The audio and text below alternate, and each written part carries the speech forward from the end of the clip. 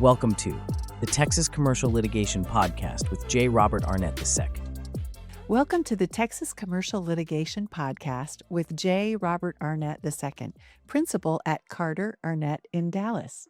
Robert has more than 35 years of experience handling complex business, intellectual property, and real estate disputes in Texas and federal courts nationwide.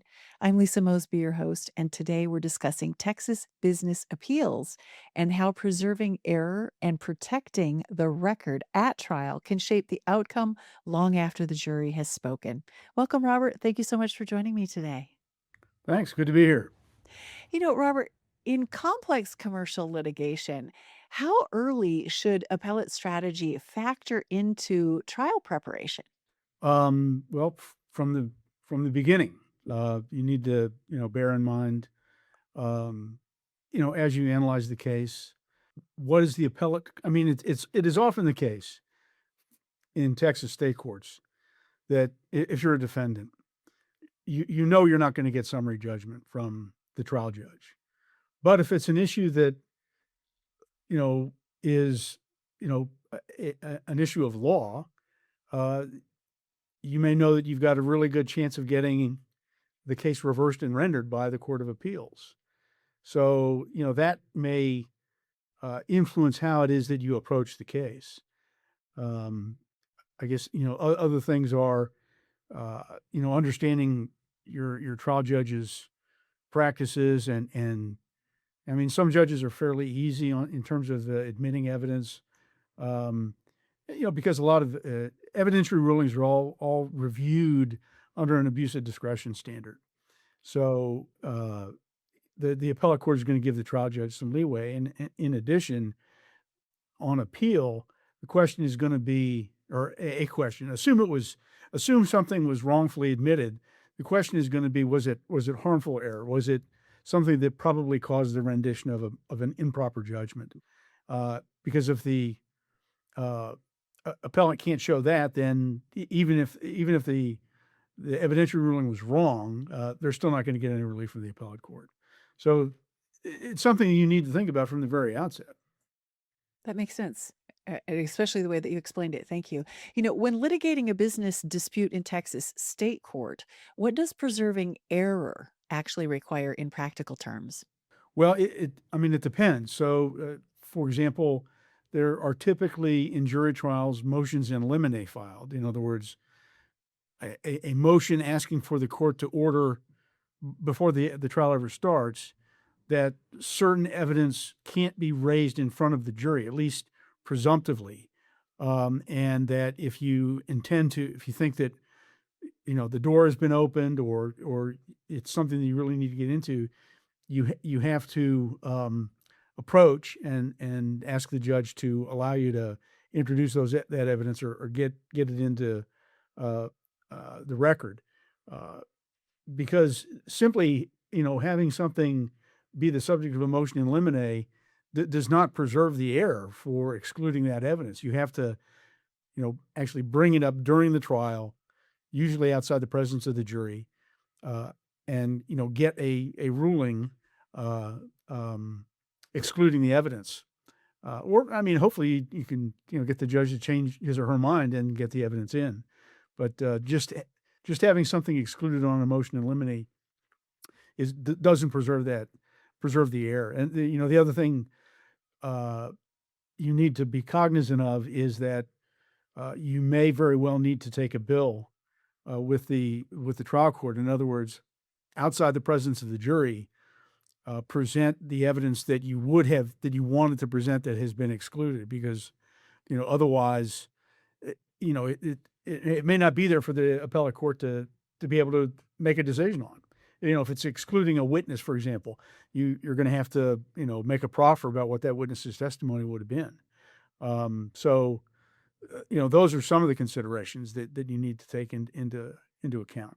There are in bigger cases, oftentimes the trial team will include an appellate lawyer whose sole function is to make sure that error gets preserved and that you are taking the right steps to be able to raise things on appeal. And how do evidentiary objections and jury charge issues become central to protecting the record for appeal? Evidentiary rulings, as I've said, first of all, they're going to be reviewed on an abuse of discretion standard. If it's something that's being excluded, the record has to reflect what it is that's been excluded. I mean, obviously, if it's your complaint is that something was wrongfully admitted, then it's in the record, and you don't have to do a bill. You just have to make clear what your objection was and get a ruling from the trial judge on your objection. Um, Many times in the heat of trial, people forget to actually make the objection, or they make the objection and the judge doesn't say anything, and the witness goes ahead and answers the question, but you don't have a ruling on your objection. You need to make sure that you get rulings on your objections. In terms of the jury charge, again, that's this is a difficult part of the trial because you're going to be doing your charge conference. In other words, talking with the trial judge and opposing counsel outside the presence of the jury about what the charge ought to be. And for simple cases, there may not be much disagreement, but you to preserve the error, you have to present in writing a correct charge, or a correct instruction. So you need to make sure you have that. You need to make sure that you have on the record the judge overruling you. And if it's a question of the charge being inaccurate, you have to specifically state on the record what your objections are to the charge and get a ruling on it. Otherwise, you haven't preserved the error. That makes sense. In federal court, how does the standard of review influence how trial counsel approaches motion, practice, and trial presentation?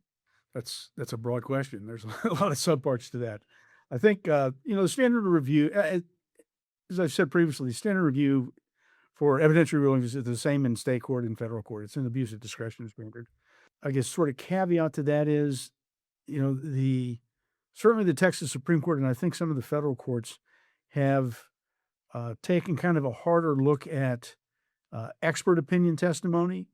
That when the trial judge lets it in, they are although it's still an abuse of discretion standard, they are more willing to say this should not have been admitted because it didn't meet the standards of reliability and well accepted methodology, and it's not specifically tied enough to the facts. So you really need to, when you're trying the case, you really need to be cognizant that you're crossing your T's and dotting your I's in terms of supporting your experts' opinions or having the proper foundation for those. I've seen summary judgments get reversed that were based in part on expert affidavit testimony, and the reviewing court says, you didn't lay the foundation. This is effectively no evidence, and therefore we're going to reverse and send it back. So those are some of the things that you need to be cognizant of. In terms of motion practice, motions for summary judgment are decided on, it's called a de novo review. In other words, as new, the court is going to look at it and, was it right or was it wrong? So it's not that the trial judge has really discretion, because a motion for summary judgment is really if something is a matter of law. In other words, there's not room for debate. It's an abuse of discretion not to properly apply the law. Therefore, the trial judge doesn't have the same sort of discretion with respect to legal rulings. And the same is true of motions to dismiss in federal court. They're decided on a de novo basis. Okay, I'm following you on that. So, what distinctions exist between appealing a bench trial and a jury trial in a commercial case? Well, the distinctions are most of the appellate courts are going to be more deferential to a jury's findings. or the jury's verdict. A lot of times in Texas state court, the courts prefer what's called a broad form submission of questions. In other words, not a whole bunch of very specific questions, but did party A fail to comply with the contract? It's rendered that broadly, and if they did, was it excused? And if it's breached and not excused, what are the damages? So, the basic rule is, so long as there's some evidence in the record that a reasonable jury could have believed and come to that conclusion, then that verdict is going to be affirmed. I think in bench trials, courts are, generally speaking, they will do findings of fact and conclusions of law. In other words, very specific findings of fact and conclusions of law in numbered paragraphs, and that's provides more of a basis for the appellate court to find some problem or error and reverse. Although with respect to factual findings, again, the appellate court is going to give the trial court a lot of discretion in terms of the factual findings that they've made. And the reason for that is, whether it's the jury or the judge, they're there live and in person. They hear the witnesses, they see the witnesses, they can make their conclusions about witness credibility. They're entitled to believe some, all, or none of a witness's testimony. They are free to disregard a witness's testimony, even if it's not controverted. So there's a lot of discretion that's given to the finder of fact, whether it be a judge or a jury. And then how do appellate courts in Texas approach findings related to contract interpretation or business tort claims? Two different categories. So Yeah. Contract interpretation is generally a matter of law for the court. There are various canons of construction that can be applied, but the court's not supposed to be really looking outside the contract itself to decide what it means, unless there's one side or the other, unless it's ambiguous, unless reasonable-minded people could come to different conclusions about what it means. And in that circumstance, then the court can look at extrinsic evidence or evidence outside the contract itself, say, contract negotiations or prior versions of the contract, or what the parties were saying and doing at the time that the contract was executed. But absent that, the appellate court it's going to be a de novo standard. It's going to be a right-wrong in terms of, did the trial court correctly construe or interpret the contract. And with respect to business torts, again, you have the fact law dichotomy.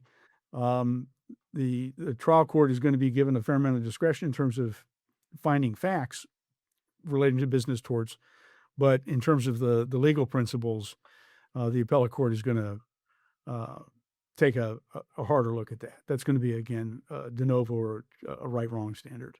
So there is a doctrine called the economic loss rule, which basically says if you've got a contract and what you're complaining about is the breach of a duty that arose under the contract, and the damages that you're complaining about are the subject matter of the contract, then you've got a breach of contract claim and you don't have a tort claim. Lawyers can plead, and often do. You'll have a breach of contract case that also has a fraud claim or a negligent misrepresentation claim, or some other business tort claim. And what the economic loss rule says is, if, as I said, if the duty that has been breached is the subject, arose under the contract, and the damages are the subject of the contract, then all you have is a contract claim. And so, on appeal, if the trial court has allowed the jury to go ahead and render findings on the tort claims, and the appellate court thinks the economic loss rule applies, then those verdicts on the fraud claims just go away. Yeah, Robert, in high stakes business litigation, how does the possibility of appeal affect the settlement posture before and after a trial? I don't think very much because Oh, you have an automatic right to an appeal. And so if you're a prevailing plaintiff, you kind of expect that the defendant's going to appeal. Um, and, if you're a defendant and you lose, I mean, for example, in patent infringement cases, everybody knows that the trial is really about the third or fourth inning of a baseball game. You've got a lot more game to play, if you will. And that's, appeals and possible retrials and maybe another appeal. And so everybody kind of understands that. And so the threat of saying, well, I'm going to file an appeal, well, of course you are, so I'm not going to take less because you say you're going to appeal. I'm following you on that. So, for trial counsel managing a lengthy commercial case, how can record preservation be balanced against the needs to maintain credibility before court or jury? Well, I mean, a couple ways. So you want to be cognizant of the fact that, if you're objecting over much and trying to exclude evidence, the jury's going to, think, that you're trying to hide something from them, basically. One of the techniques that I've seen and used is if I think I'm going to be objecting a lot because the other side has a bunch of bad evidence or they've got uh, I just know from the pretrial machinations that they're going to be trying to get in stuff that they shouldn't be trying to get in. You may inoculate the jury during voir dire and say, you know, part of my job is to keep evidence that shouldn't come in from coming in, and so I may be objecting, a lot during this case. And is there anybody here who's going to hold that against me or think, draw a conclusion that you know, um, my side of the case is weak or we're hiding something if I'm doing my job and objecting to evidence that shouldn't come in. So you can, sort of raise that with them then. Uh, but then, you need to not object too much. I mean, sometimes it's just not worth it. I mean, for example, a lawyer is not supposed to lead their own witness. In other words, ask a question where it's really the lawyer testifying, and when the lawyer pauses for breath, the witness just says yes. But repeatedly objecting to leading questions sometimes is pointless. You're not really going to alter the substance of what is coming in, and the jury may start resenting that if you're objecting a lot in terms of leading. Now, there is a distinction between jury and judge there because, I mean, the judges, many of them, most of them were trial lawyers, and so they understand what your job is, and it's their job to make those rulings. And so, in bench trials, you can object a lot more without worrying about negative collateral consequences. I can see that. It's just an educational process between who you're dealing with and how you set them up to understand what your arguments are. Yeah. Here's where I want to wrap this up today. When corporate decision makers are evaluating whether to pursue an appeal, what strategic considerations tend to weigh most heavily in this assessment? Well, I guess, appeals in a big case, the cost of the appeal is not really all that much compared to um, like the cost of the trial or compared to perhaps what the damages award are. It may be tactically and strategically, if a defendant is looking at perhaps other cases brought by other plaintiffs on similar circumstances, uh, that would tend to argue for an appeal. Um, or if it's a situation that the company would really just as soon rather get behind them. They've taken their shot at trial. You know, maybe now's the time to settle without going up on appeal. So, it's dollars, it's collateral business effect, um, and perhaps impact on other lawsuits. I think that's where we'll leave it for today. Thank you so much for your insights and guidance on this. You bet. It's good talking to you. That's it for today's episode of the Texas Commercial Litigation Podcast with J. Robert Arnett II of Carter Arnett. To learn more about Robert and his firm's work in business and intellectual property litigation, visit Carter Arnett. Thank you so much for listening. And remember to like, subscribe, and share the episode with someone who might need it today. We'll see you next time. Thanks for watching. Be sure to hit that like and subscribe button and leave us a review in the comments.